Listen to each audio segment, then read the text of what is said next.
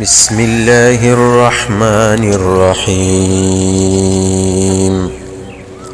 نون والقلم وما يسطرون. ما أنت بنعمة ربك بمجنون وإن لك لأجرا غير ممنون وإنك لعلى خلق عظيم. فستبصر ويبصرون بأيكم المفتون. إن ربك هو أعلم بمن ضل عن سبيله وهو أعلم بالمهتدين. فلا تطع المكذبين ودوا لو تدهن فيدهنون ولا تطع كل حلاف مهين هماز مشاء بنميم مناع للخير معتد أثيم عتل بعد ذلك زنيم أن كان ذا مال وبنين إذا تتلى عليه آياتنا قال أساطير الأولين. سنسمه على الخرطوم. إنا بلوناهم كما بلونا أصحاب الجنة إذ أقسموا ليصرمنها مصبحين ولا يستثنون. فطاف عليها طائف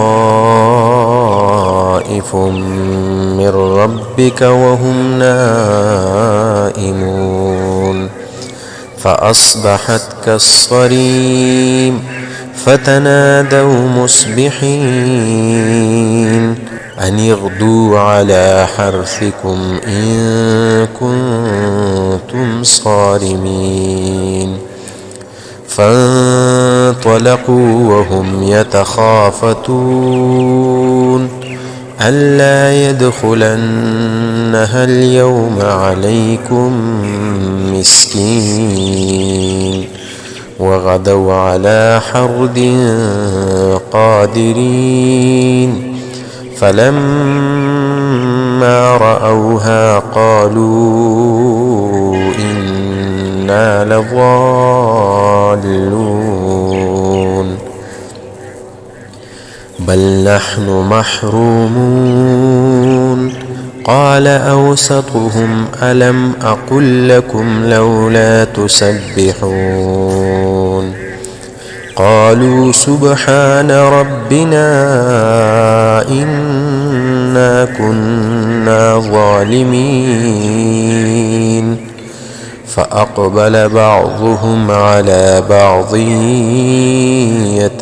يتلاومون. قالوا يا ويلنا إنا كنا طاغين. عسى ربنا أن يبدلنا خيرا منها إنا إلى ربنا راغبون. كذلك العذاب ولعذاب الآخرة أكبر لو كانوا يعلمون. إن للمتقين عند ربهم جنات النعيم. أفنجعل المسلمين كالمجرمين ما لكم كيف تحكمون. أم لكم كتاب فيه تدرسون إن لكم فيه لما تخيرون أم لكم أيمان علينا بالغة إلى يوم القيامة إن لكم لما تحكمون سلهم أيهم بذلك زعيم أم لهم شركاء فليأتوا بشركائهم إن كانوا صادقين يوم يكشف عن ساق ويدعون إلى السجود فلا يستطيعون خاشعة أبصارهم ترهقهم ذلة وقد كانوا يدعون إلى السجود وهم سالمون فذرني ومن يكذب بهذا الحديث سنستدرجهم من حيث لا يعلمون وأملي لهم إن كيدي متين أم تسألهم أجرا فهم من مغرم مثقلون أم عندهم الغيب فهم يكتبون فاصبر لحكم ربك ولا تكن كصاحب الحوت إذ نادى وهو مكظوم لولا أن تداركه نعمة من ربه لنبذ بالعراء وهو مذموم فاجتباه ربه فجعله من الصالحين